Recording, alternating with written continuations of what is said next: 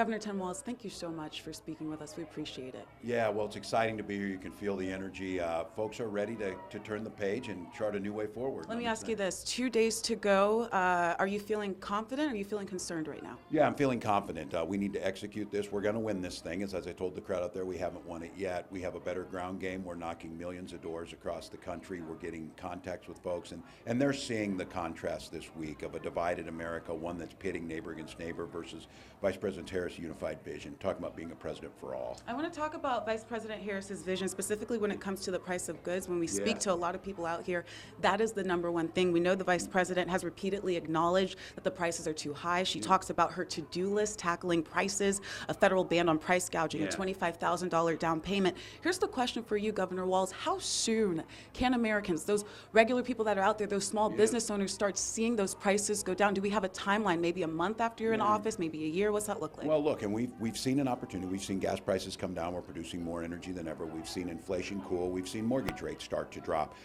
We need to get these things in. We need to get a Congress working with us. But I think the one thing that the Vice President's talking about is creating an opportunity that's focused on the middle class. We need to get this child tax credit in. We know it reduces childhood poverty. But do you know how long that would take? Maybe? Well, it takes its speed of government that moves on these things. Certainly, we're not going to take office till January 20th when we're inaugurated, so it's going to take a few months. They're working this right now. Now, we've made progress. She's been part of bringing back manufacturing jobs to America, protecting the ACA, reducing the cost of healthcare costs by capping insulin.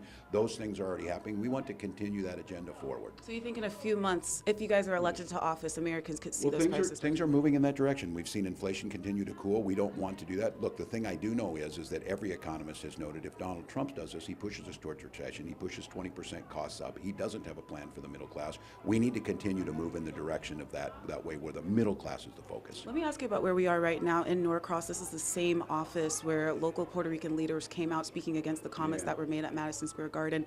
Here in Georgia, immigration is a very big topic, especially for Republicans. A young woman named Laken Riley lost her life.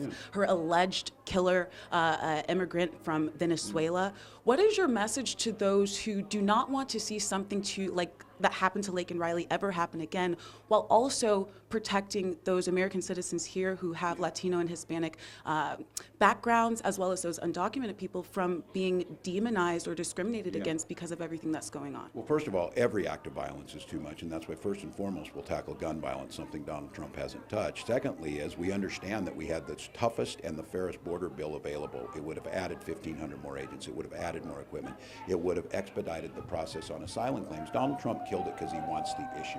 Vice President Harris understands very clearly we can secure our border, but with a recognition of not doing what Donald Trump did. Those Puerto Ricans are American citizens. The folks that they demonized in Ohio are Haitian refugees who are here legally, folks that are contributing to their community. So I think the solution that most people want is secure our border, make sure that they have the resources they need, but also make sure that the true American story of immigration is respected, not tearing families apart.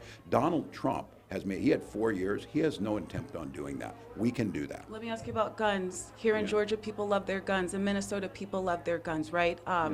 But they've become an issue, rather the gun or the person behind the gun, depending on who you ask. Recently, we had a horrible shooting, Appalachia High School, mass shooting. You're a coach. You've been in that high school situation. So I want to ask you as a coach, not as a politician, because most people say politicians haven't done anything. This keeps happening. So as a coach, what is your non-political answer to fix this thing if you're elected? Well, I've done something. I passed laws in Minnesota that created extreme background checks, extreme risk protection orders, pushing to make sure they're safer. Look, I'm a hunter, a veteran, a gunner, and I was the best shot in Congress, one of the best shots there. I understand this. You can protect the Second Amendment. Kamala and I are both gun owners, but our first responsibility is gun violence. Other countries don't live this way. But can you convince Congress? That it seems to be the holdup every time with the Congress. Yes, either that or you'll lose, because 80% of the American public says we don't have to live this way. You can have your guns, you can have your Second Amendment rights, but we can do enhanced things, keeping assault weapons off the streets or out of our schools. And Lucy Macbeth's a great example of this, running this. If we win, and we will win, and we win the House, she's in charge of making sure we do some of those things. So I would just tell folks in Georgia,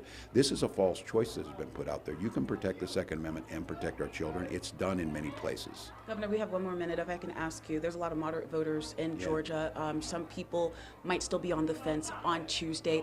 What is your message to the moderate voters who look at some of the policies that you've done in your state, specifically abortion, and say that is just far too progressive for me. I cannot get on board with that. I don't like Donald Trump and what he's doing, but I just can't vote for Tim Walz. What's your message to them? Well, 80% of the people support what I did, which was restoring Roe versus Wade, making sure that women make their health care decisions, making sure women don't die waiting to get care. But the message here is Donald Trump has made it clear he's going to do none of those things. He's going to, and he's talking about taking away the ACA. Kamala Harris is laying out a plan that both reduces prices for the middle class, makes it easier to buy a home, invests in small business, protects health care, and protects women's rights. Look, this is not Donald Trump's decision to make, nor mine or Kamala Harris's to make. It's your decision. It's the people's decision, and I think those are the procedures.